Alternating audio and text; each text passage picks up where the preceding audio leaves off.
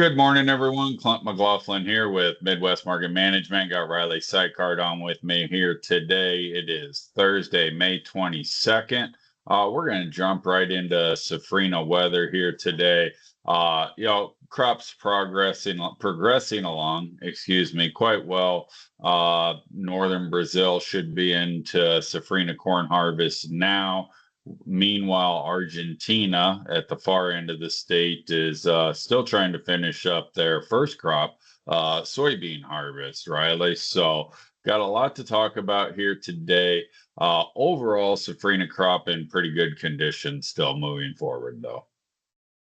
Yes, overall stuff looks pretty good. A little bit of rain being forecasted now for the southern areas that we'll get into. Not looking like a lot, but maybe enough to give them what they need to finish out their crop. So if you're ready, let's just hop right into it.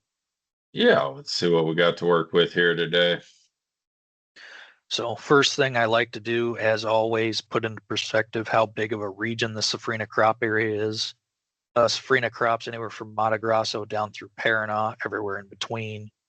If you put Mato Grosso onto a scale of the United States, 50% of their Safrina production is in Mato Grosso, and compared to the U.S., that's almost the entire Midwest, and that's only 50% of the Safrina crop. So this is a huge region that you can't just talk about in 1 to 2 sentences. So moving into it here, 1 to 5 day temperatures, kind of similar to what we looked at last week and beginning of this week. Mato Grosso in the 90s, everywhere else mid to high 80s, and not really anything super scary there right now. Southern Mato Grosso still needs a little bit less heat and rain to finish filling out their kernels and finish out their corn crop. But to the north, harvest is looking to already be beginning. So not really a issue up there. So overall, I wouldn't say temperatures are anything to be concerned about. What do you think, Clint? Well, I just drove yesterday from northeast Wisconsin to central Iowa here, and I'm pretty sure everybody on that corridor would just love to see the temperatures in this range.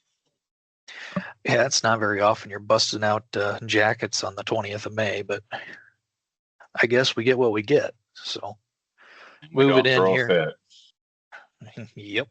So moving in 6 to 10 day here. Some of that heat's going away to the south. You can see like down in Paraná, stuff in the 70s to 60s down there. I wouldn't say that's hurting the crop by any means. I mean, stuff's far enough along where that's not really concerning. The only regions where temperatures can start being a factor are those really wet areas down in Argentina where they're trying to get their soybean harvest finished up. But I wouldn't say that's more of an effect on getting in the field rather than actual yield. So temperature's not a concern. Looking at the last 13 days of rainfall, we did see earlier this week a cell that was supposed to be more of a spotty shower through Paraná. The southern half became a little bit more widespread and caught solid rains. Those regions were dry, so definitely helping them out with any rainfall they might have needed. So taking a lot of the concern out of that side of things. And if you look at the surface soil moisture, it kind of proves that they were dry down in that region. Now they actually have a little bit of a surplus. So only main area of concern with dryness is that Mato Grosso do Sul in that southern half of that region. So that's the only big critical concern right now. Moving into the 1 to 5 day, pretty much what we've been seeing before. Chances of rain in the south down to Argentina and maybe a little bit more into Paraná. But other than that, bunch of zeros. So more of the same there.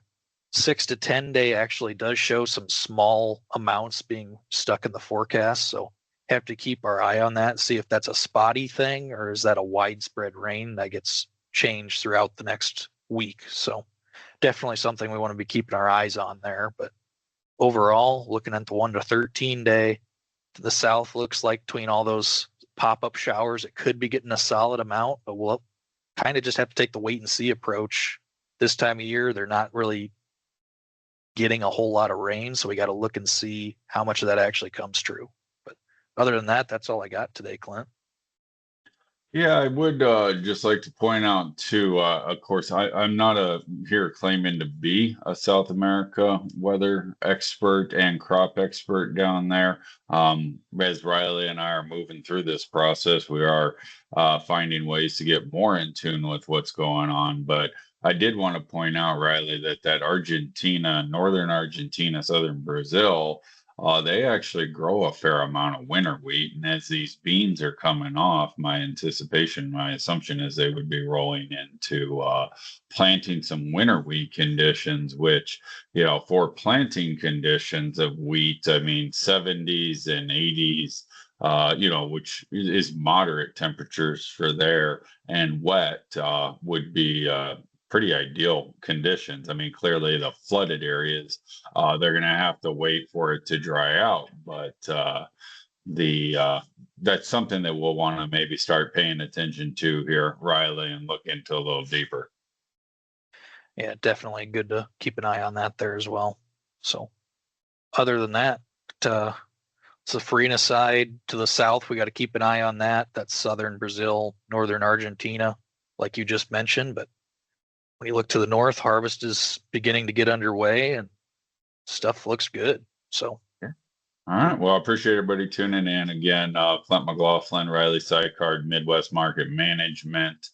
You can check us out at midwestmarketmanagement.com. Also, love to hear you if you want to call and chat with us a little bit, or maybe get added on to our text message list. We do send these out via text message along with our forward contracting pricing zones.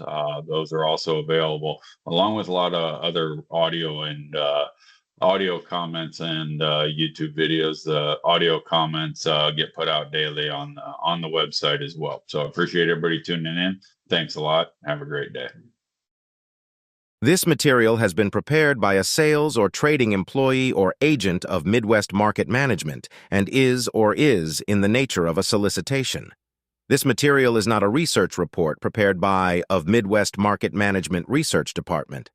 By accepting this communication, you agree that you are an experienced user of the futures markets, capable of making independent trading decisions, and agree that you are not and will not rely solely on this communication in making trading decisions.